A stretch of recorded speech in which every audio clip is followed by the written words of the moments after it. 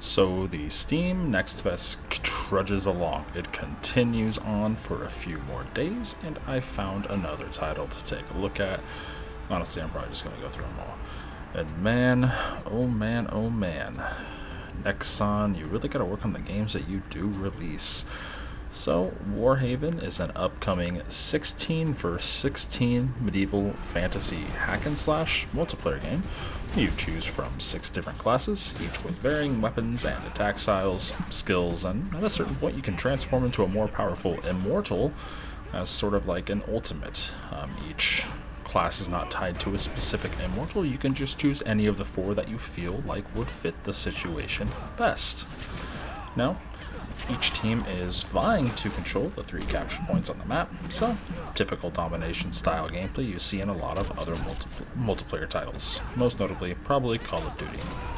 However, 2 of these 3 points give your team a small boost in advantage, such as capturing 1 point might give your team a bit of a faster respawn time, or another point might give your team access to a cannon to bombard the main capture point with different cannon shots.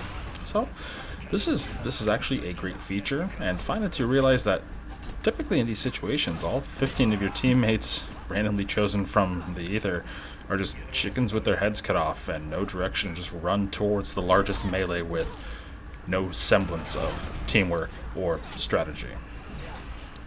On top of 5-minute queue times for the standard mode, which I'm sure has a little bit to do with this being a demo, but this can also be related to the fact that this is yet another multiplayer versus only title that is also a live service game in an already extremely crowded space of live service games.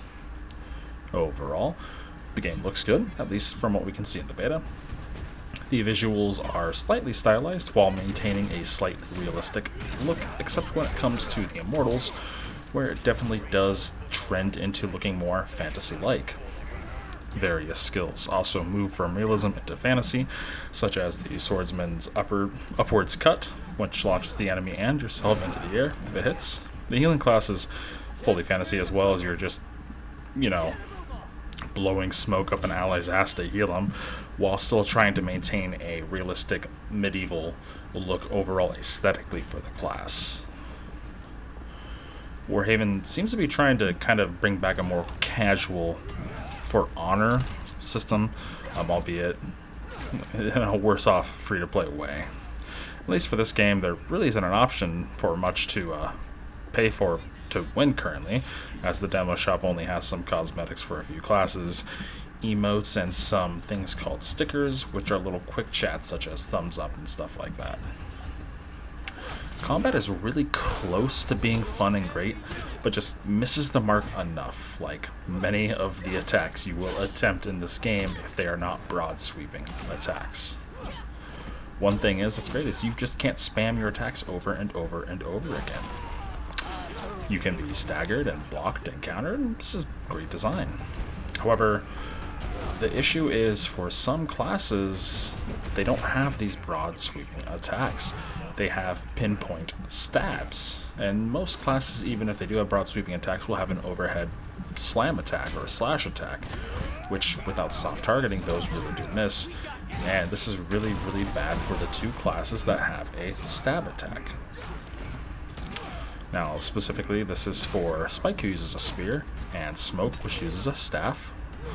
Now, typically if you're playing Smoke, you don't want to be in melee range to begin with, but you do need a way to defend yourself. That's kind of important, so stab attacks only hit directly on the crosshair at the time of the attack start, so a slight strafe from the enemy, and, well, you're going to be toast, you're going to be comboed out. A Warhammer swing, a sword swing, a mace swing, those don't need any type of soft targeting, as they are broad swings that cleave through enemies, but Smite and Smoke don't have that capability and just end up getting murdered. Now, this would be mitigated somewhat if it was smaller engagements, 1v1, 1v2, 2v1, or 2v2, but that's not typically the case. Fights take place in groups of 5+ versus 5+, until one side just cleaves the other down, then mops up the leftovers off the floor. But that's the core issue. Fights are just globs of players swinging wildly into the enemy group until someone wins.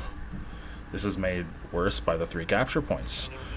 No one stays and defends points from being captured by the other team once it's captured, so groups of 4 or 5 are always just flowing in from the sides of the main capture point after just constantly flipping the side objective capture points.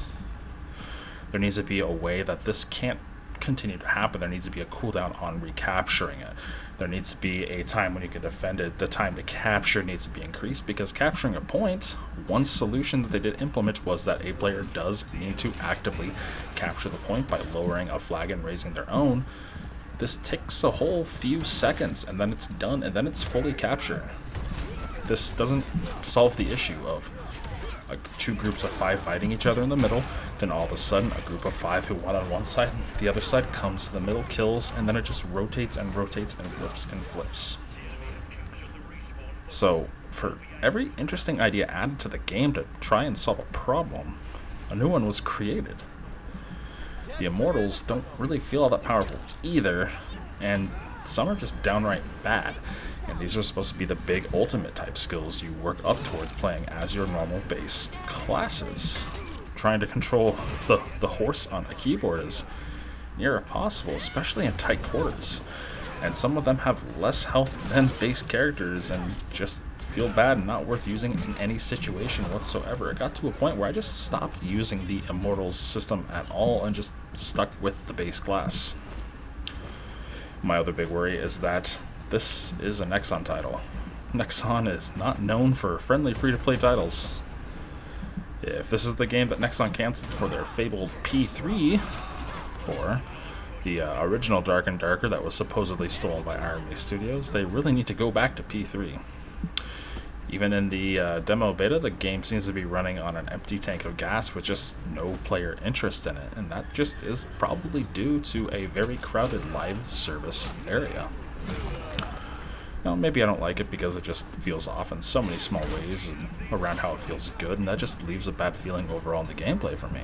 Like I stated early, every few things that it seems to have been done right, anything implemented that seems to have tried to solve a problem, just an extra thing seems to be wrong with it on top of those things that were done right.